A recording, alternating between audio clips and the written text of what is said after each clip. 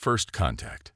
The massive exploration vessel Defiant drifted silently through the darkness of space near Epsilon Eridani. Captain Adam Carter stood on the bridge, hands clasped behind his back as he gazed at the unfamiliar stars. This was humanity's farthest venture from Earth, a mission of discovery that had already yielded valuable scientific data. "Captain, we're picking up unusual energy readings," said Lisa Walsh, the ship's science officer. Her fingers moved rapidly across the holographic display. "Nothing in our database matches this signature." Adam leaned forward. "Natural phenomenon?" "No, sir. The pattern suggests artificial origin, and it's moving toward us." The bridge crew fell silent. Humanity had long wondered if they were alone in the universe. Now, they might finally have their answer. "Yellow alert," Adam ordered. "Maintain position but ready defensive systems. Let's not appear threatening, but I won't be caught unprepared." Hours passed as the energy signature grew stronger. Finally, a massive ship emerged from the darkness. It dwarfed the Defiant, its hull gleaming with a metallic surface that seemed to shift colors under the starlight. "My God," whispered Communications Officer Ryan Peters. "That thing is at least 5 times our size."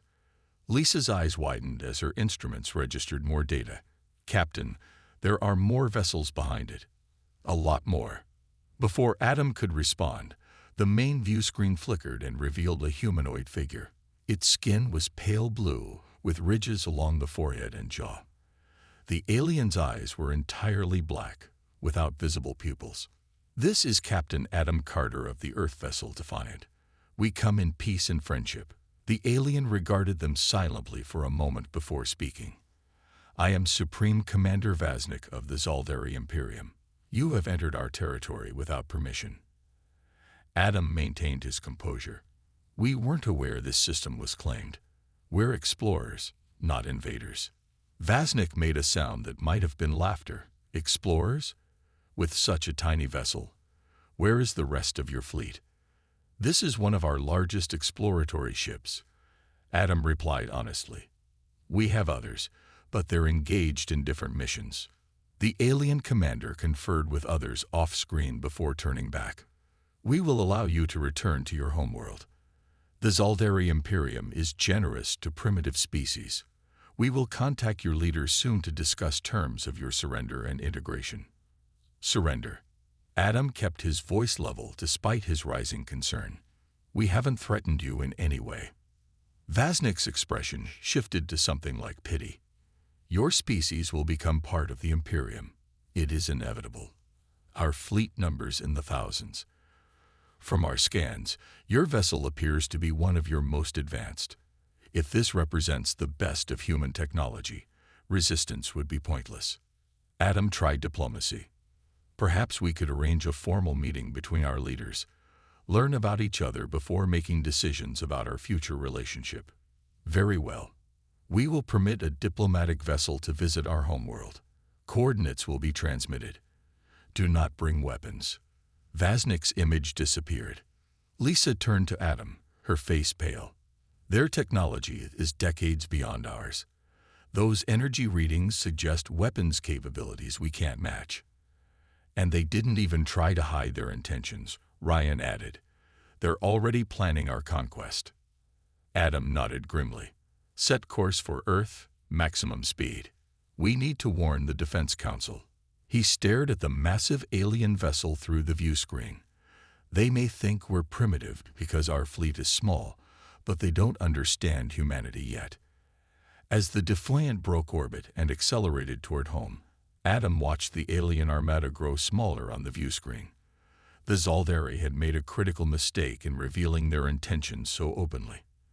They had given humanity time to prepare, and humanity would need every second of that time. The gathering of Earth's highest military and scientific minds filled the underground chamber beneath the United Earth Defense Council headquarters. The mood was tense as Admiral Catherine Simmons stepped to the podium, her normally composed features tight with concern. "The Defiant has confirmed first contact with an alien civilization, calling themselves the Zaldari Imperium," she announced. And they've made their intentions clear. They want Earth and all human colonies to submit to their rule. Murmurs rippled through the assembled officials. Captain Adam Carter stood to provide his first-hand account of the encounter. The Zaldari commander didn't even try to hide their plans. Adam explained. They viewed us as primitive, easy targets. Their fleet is massive. Thousands of ships with technology that outclasses ours by decades. The room erupted in concerned voices until Admiral Simmons raised her hand for silence. We've analyzed the sensor data from the Defiant, she continued, activating a holographic display above the center table. Images of the Zaldari vessels appeared, rotating slowly. Their weapons systems utilize a form of energy we've never encountered before. Their shields appear capable of absorbing conventional weapons fire. John Reeves, Earth's leading military strategist, studied the display with narrowed eyes. A veteran of the Mars conflict, he had a reputation for unconventional thinking. "How many ships can we field?" he asked. Admiral Simmons grimaced. "Our total combat-ready fleet numbers 50 ships. Maybe another 20 if we rush vessels currently in production. 50 against thousands," someone muttered. "We're doomed." John stood up. "Not necessarily. The Zaldari's confidence is based on their superior numbers and technology. But they're making a critical assumption, that our ships fight like theirs do." He walked to the holographic display and manipulated the controls. The Zaldari fleet operates with traditional command structures. Each ship requires a full crew. But what if our ships don't? The room fell silent as John outlined his plan. "We show them our 50 ships. Let them think that's all we have. Meanwhile, we implement Project Javelin." Dr. Alan Nichols, Director of Advanced Weapons Research, looked up sharply. "Project Javelin is theoretical. We haven't even built a prototype." "Then we build one now," John replied firmly. "The quantum entanglement drive can work. Your own simulations prove it." Dr. Nichols hesitated. "In theory, yes. One pilot could remotely control multiple unmanned vessels simultaneously, but the neural interface puts enormous strain on the human mind." "Can it be done in time?" Admiral Simmons asked directly. Dr. Nichols ran calculations on his tablet. "With unlimited resources and our best engineers working around the clock, maybe 3 months minimum." "The Zaldari diplomatic vessel arrives in 2 weeks," Adam reminded them. "They'll expect an answer then." Admiral Simmons straightened her shoulders. "Then we buy time. We engage in diplomatic talks while appearing weak and disorganized. We'll make them think victory will be easy." "A dangerous game," John warned, "if they attack before we're ready." "We have no choice," the Admiral replied. "Dr. Nichols, you have full authorization. Whatever resources you need. Project Javelin is now humanity's top priority." The meeting adjourned, and Dr. Nichols immediately gathered his team. In a secured laboratory beneath the Martian surface, they began work on technology that would change the nature of space warfare forever. While Earth's diplomatic corps prepared to stall the Zaldari with negotiations and apparent indecision, engineers and scientists worked feverishly on Project Javelin. The future of humanity depended on convincing a powerful enemy that Earth's fleet was small and weak, until the moment it wasn't. "They mock our tiny fleet," Admiral Simmons said quietly to John as they watched the project unfold. "Let them. Their arrogance will be their downfall." The Zaldari diplomatic shuttle docked with Earth's orbital station exactly as scheduled. Ambassador Kevin Phillips, a human chosen for his diplomatic skills, greeted the alien delegation with carefully rehearsed humility. The Zaldari representatives, led by Commander Drazik, moved with the confidence of those who had conquered hundreds of worlds. "Welcome to Earth," Kevin said with a slight bow. "We're honored by your presence and eager to learn more about the Zaldari Imperium." Commander Drazik's black eyes surveyed the station with barely concealed disdain. "Your orbital defenses are quaint." "We are a peaceful species," Kevin replied. "Most of our resources go toward exploration and improving life on Earth, rather than military expansion." The diplomatic meeting proceeded according to plan. Earth representatives appeared nervous and overwhelmed by Zaldari technology. When discussions turned to Earth's defense capabilities, Admiral Simmons arrived to give a carefully crafted presentation. "Our fleet is small but serves our needs," she explained, showing footage of Earth's ships performing basic maneuvers near Mars. The footage had been selected to highlight older vessels and outdated technology. Commander Drazik leaned toward his aide. "Their propulsion systems still use chemical accelerants," he whispered, not bothering to hide his contempt. Meanwhile, beneath the surface of Mars, Maria Rodriguez supervised the final adjustments to the first drone prototype. A brilliant engineer, she had designed the quantum entanglement system that would allow one pilot to control multiple unmanned vessels. "Sync test successful," reported her assistant. "Neural interface is stable." Maria nodded, her eyes never leaving the diagnostic screens. "Begin production immediately. Priority 1. Back at the diplomatic meeting, the Zaldari requested a tour of Earth's primary shipyard. This had been anticipated. "Of course," Kevin agreed. "Though I should warn you, it's nothing compared to what you must have in the Imperium." The shipyard tour was a masterpiece of deception. Only half the facility was operational, with the rest appearing to be under renovation. Engineers pretended to struggle with basic technologies while secretly incorporating advanced systems into seemingly primitive designs. Commander Drazik watched a team working on a ship's engine housing. "Your power distribution systems are inefficient," he noted. The lead engineer, secretly one of Maria's team, feigned embarrassment. "We're still learning. Perhaps the Imperium could offer guidance." What the Zaldari didn't notice was the microscopic quantum transmitters being installed throughout each vessel. These would connect to the neural interface pilots, allowing them to control the unmanned drone ships being built in secret facilities beneath the lunar surface. After 2 weeks of carefully orchestrated tours and meetings, the Zaldari prepared to depart. Commander Drazik met with his team for a final assessment. "Their fleet is as pathetic as our initial scans suggested," he reported. 50 ships, all with outdated weapons systems. Their largest vessel couldn't even damage one of our scout ships.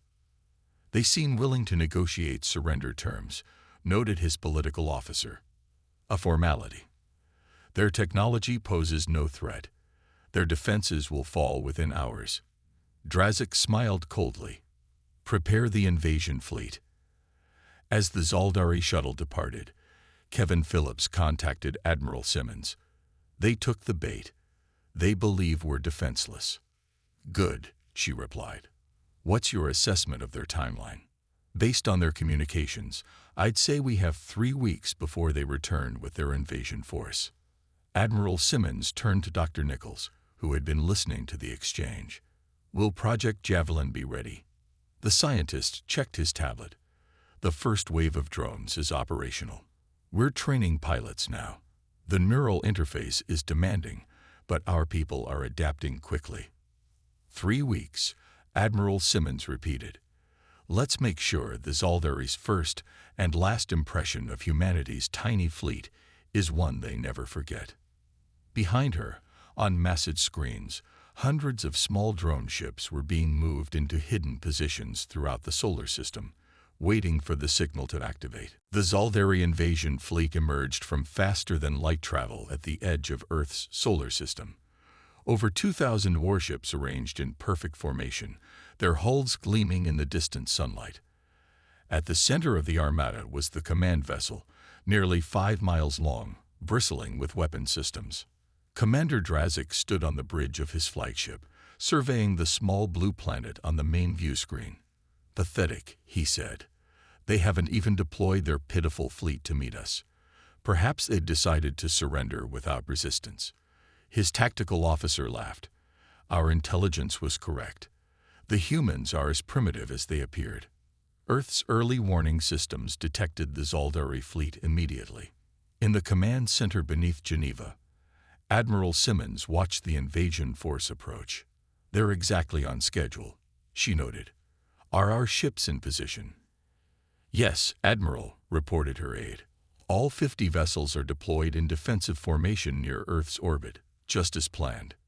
She nodded grimly. And Project Javelin. Ready and waiting. The pilots are connected to the neural interfaces. The drones are powered down and in position.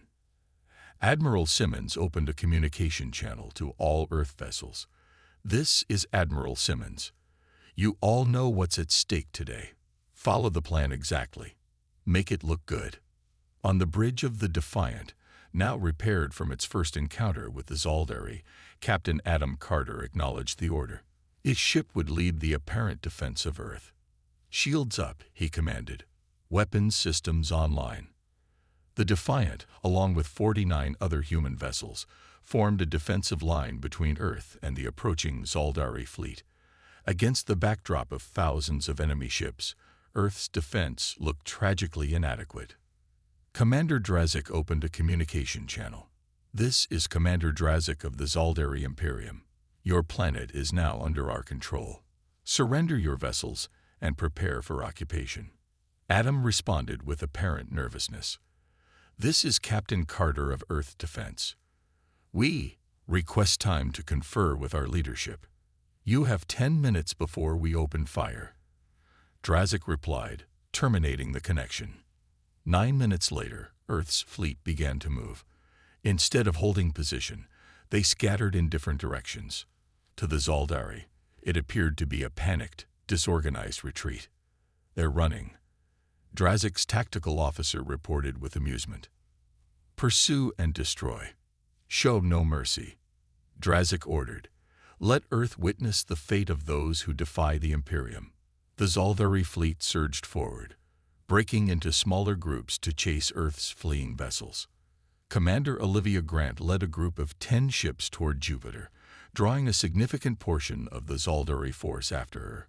Other Earth vessels scattered toward Mars, Venus, and Earth's moon. The Defiant took heavy fire as it protected civilian evacuation ships leaving Earth's atmosphere. Its shields flickered under the assault. Hull breach on Deck 3, reported Adam's first officer. Shields down to 30%. Adam gripped his chair as the ship shuddered under another hit. Stay on course. We need to make this look real. Across the solar system, Earth's ships appeared to be taking devastating losses. Several vessels exploded spectacularly, though their crews had already evacuated to hidden emergency pods. The Zaldari pursued relentlessly, confident in their overwhelming victory. Commander Drazik watched with satisfaction as Earth's defenses crumbled. As expected, their technology is no match for ours. Begin landing procedures on the planet. In her command center, Admiral Simmons monitored the battle with intense concentration. Earth's vessels were following the plan perfectly, drawing the Zaldari fleet into position. The enemy had split their forces, exactly as hoped. She pressed a button on her console. Dr. Nichols, the Zaldari are committed to their attack pattern. Are we ready? Dr. Nichols' voice came through clearly from his facility on Mars. Project Javelin is hot. Pilots are standing by. Execute, she commanded. Across the solar system, hidden in asteroid fields, concealed in planetary rings, and drifting dormant in deep space, hundreds of unmanned drone ships waited for the signal to awaken. The trap was set. Lieutenant Daniel Harrison lay in the neural interface chamber, his body perfectly still while his mind raced across the solar system. The quantum entanglement technology connected his consciousness to 50 drone ships hidden in Saturn's rings. Around him, 20 other pilots controlled their own squadrons. Sweat beaded on his forehead, despite the chamber's cooling systems. Project Javelin pilots, you are authorized to engage, came Admiral Simmons' voice through his earpiece.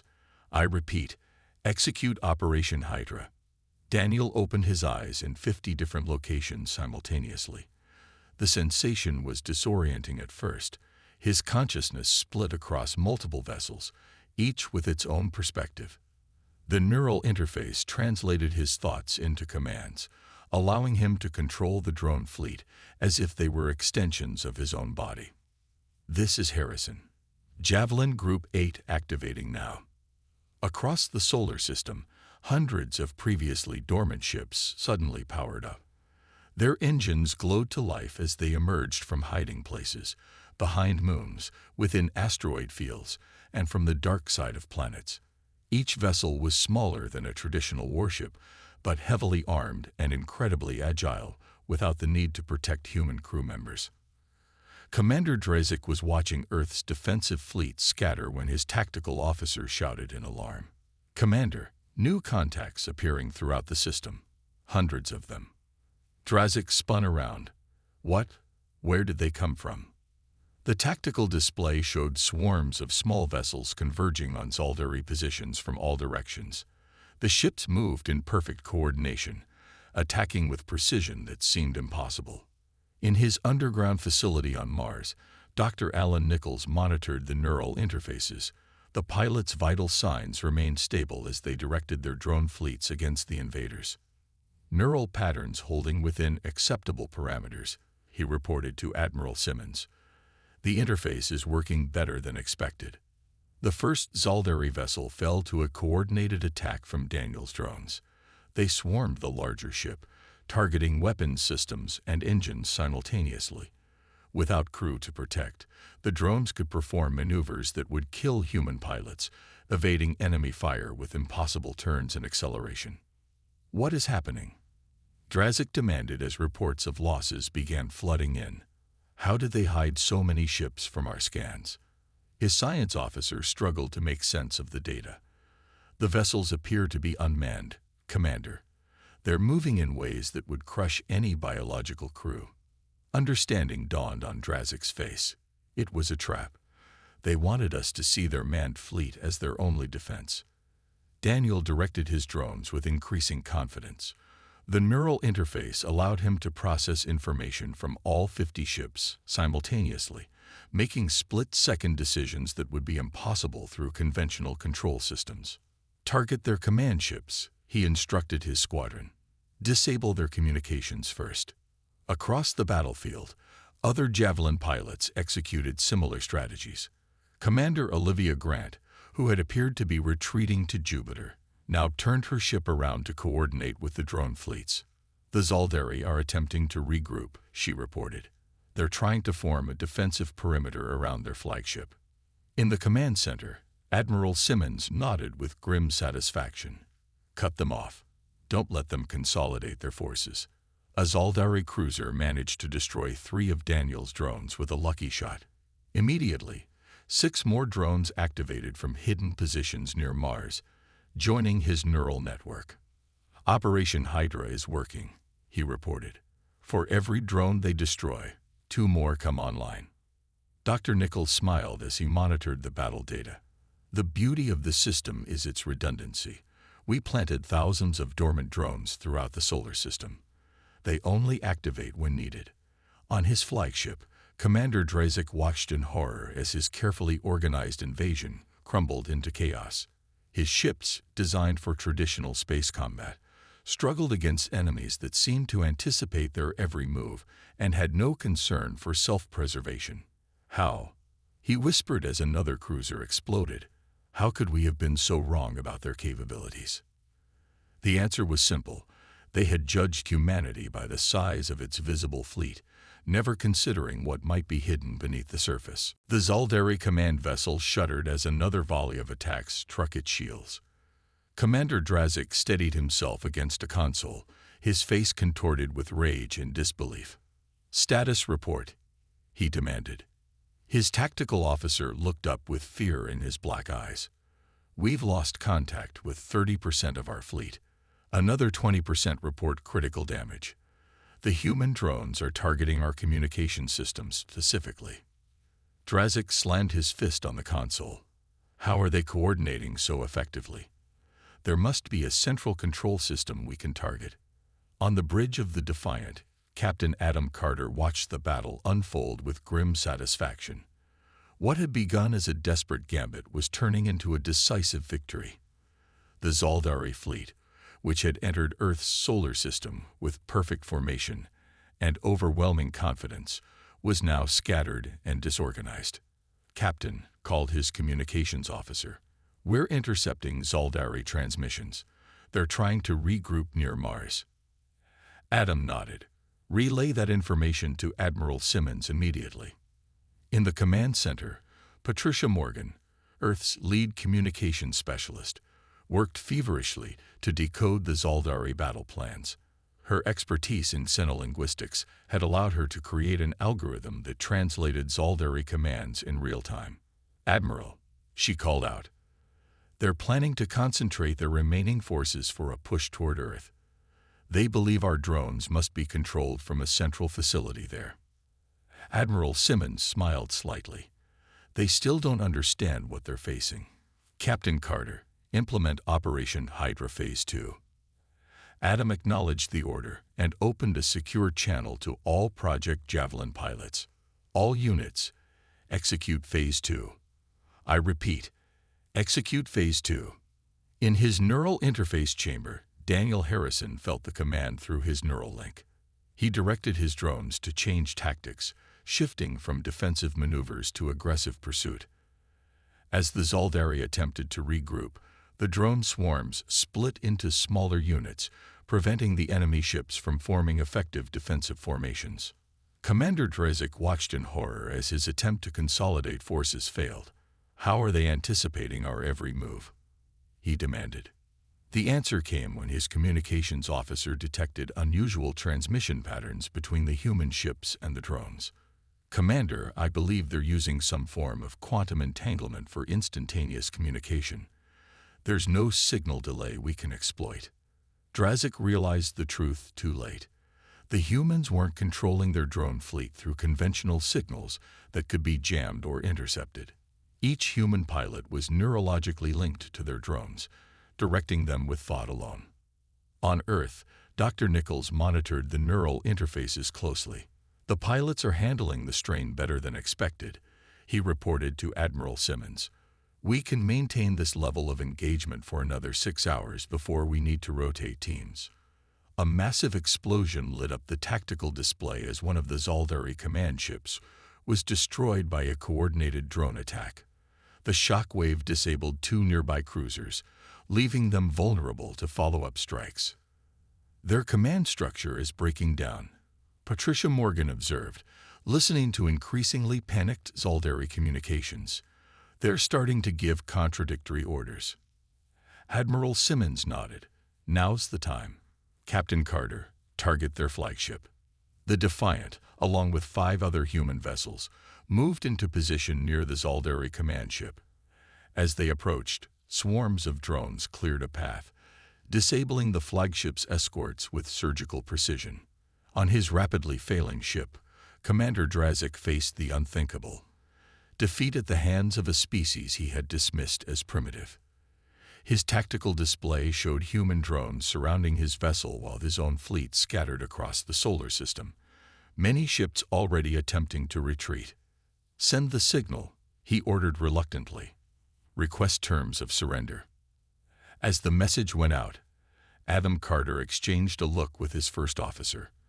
"They thought our fleet was tiny," he said quietly. "They never understood that for humans, size isn't what matters. It's how you use what you have." Throughout the solar system, the tide had turned decisively. What had begun as an overwhelming invasion force was now a broken, retreating armada, hunted by swarms of drones that seemed to appear from nowhere. The battle for Earth was reaching its turning point. The remnants of the once mighty Zaldari fleet gathered near the orbit of Neptune. Less than a third of their invasion force remained operational, and many of those ships had sustained significant damage. On the command vessel, Commander Drazik awaited the human response to his surrender request. The main view screen activated, showing Admiral Catherine Simmons seated in Earth's command center. Her expression was neutral, neither gloating nor angry.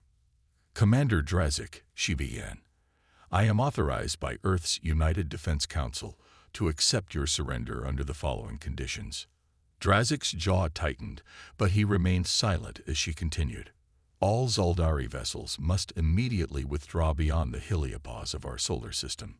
You will return to your territory and acknowledge Earth and all human colonies as sovereign and protected space.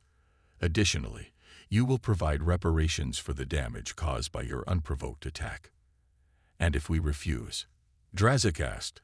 though both knew it was an empty question. Admiral Simmons' expression didn't change. We currently have over 1,500 drone ships deployed throughout our system, with more activating every hour. Your fleet is surrounded. The choice is yours, Commander. In that moment, Drazik understood the magnitude of his mistake. He had evaluated humanity solely on the size of their visible fleet, never considering that humans might fight differently than the hundreds of species the Zaldari had conquered before. "We accept your terms," he said finally. The Zaldari Imperium acknowledges defeat. As the Zaldari retreated, celebrations erupted across Earth and its colonies. The defense of humanity had succeeded against overwhelming odds. In the control center, Admiral Simmons allowed herself a brief smile before turning to Dr. Nichols. "Project Javelin exceeded all expectations," she said. "Begin analyzing the battle data immediately. I want improvements to the neural interface ready within 6 months." Throughout the system, the Javelin pilots were disconnected from their neural interfaces. Many, like Daniel Harrison, emerged exhausted but triumphant. The mental strain of controlling dozens of vessels simultaneously had been immense, but the results spoke for themselves.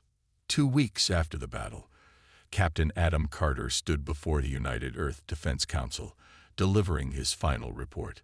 "The Zaldari have withdrawn completely from our space," he confirmed. "More importantly, our long-range probes indicate they're scaling back operations near several other independent systems."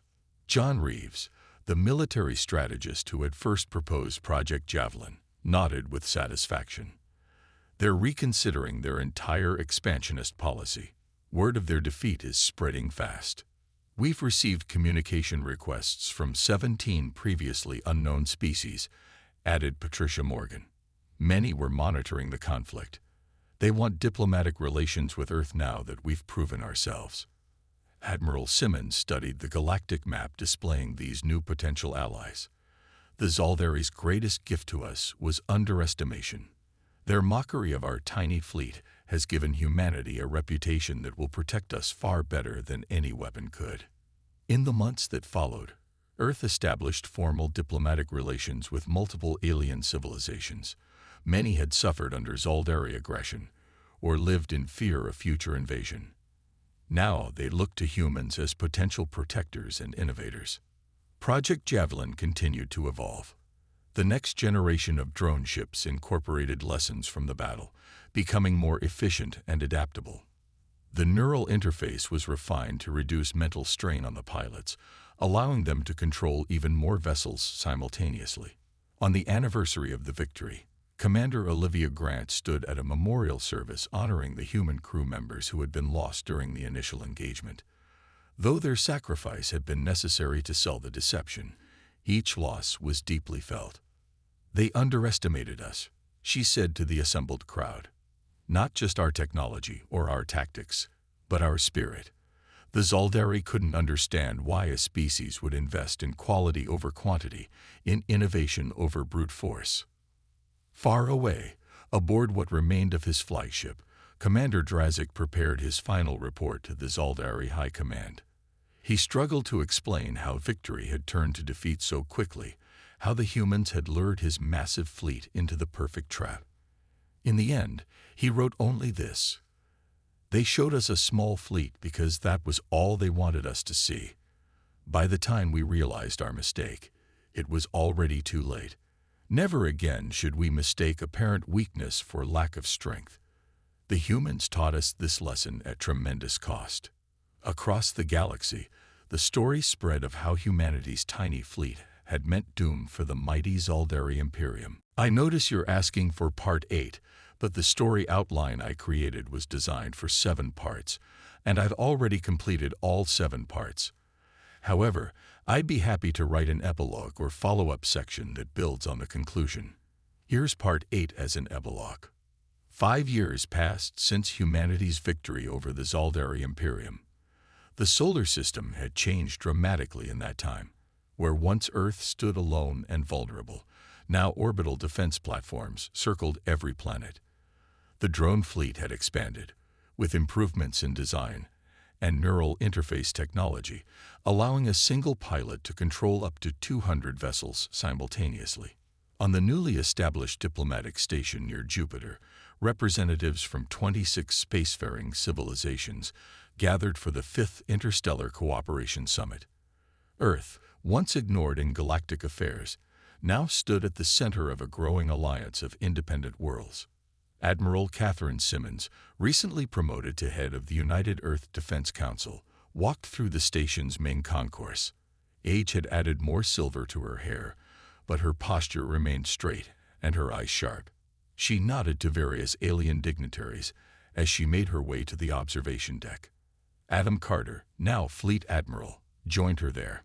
Together, they watched Earth ships and vessels from allied worlds moving through space around the station.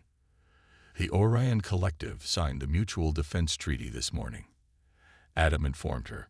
That makes 17 full alliance members. Catherine nodded, satisfied. And the Zaldari. Still maintaining their distance, our intelligence suggests their empire is fragmenting. Several of their subject worlds have declared independence. They turned as the observation deck door opened. Daniel Harrison entered, followed by a young pilot named Eric Russell. Daniel had become the head instructor for Project Javelin, training the next generation of neural interface pilots. Admiral, Daniel greeted them with a salute. The new interface demonstration is ready whenever you are. Catherine smiled. How many drones will you be controlling today? 250, he replied. But Eric here broke 300 in simulation last week.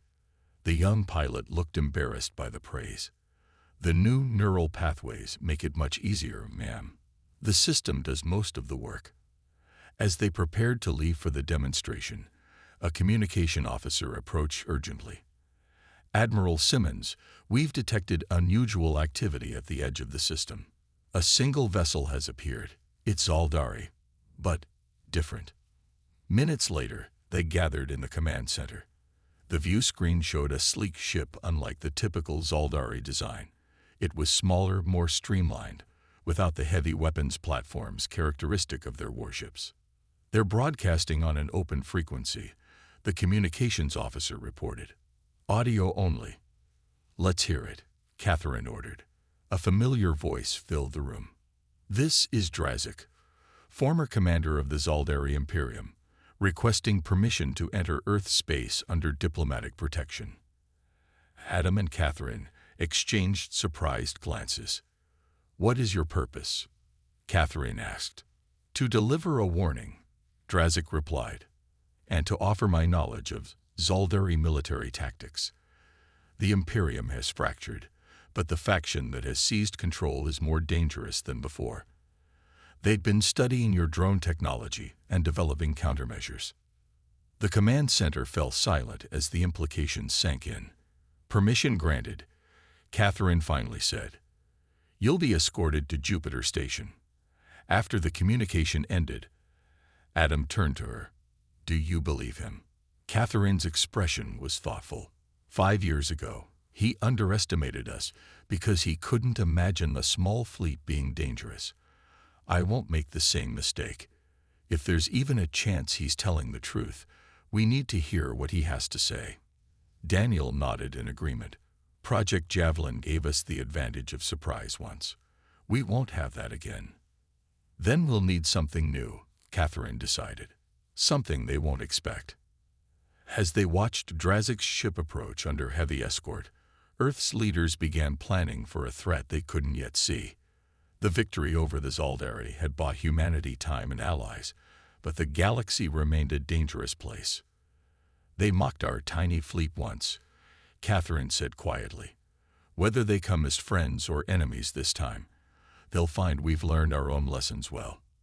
Around Jupiter Station, hundreds of drone ships moved in perfect formation, a visible reminder that appearances could be deceiving, especially when dealing with humans.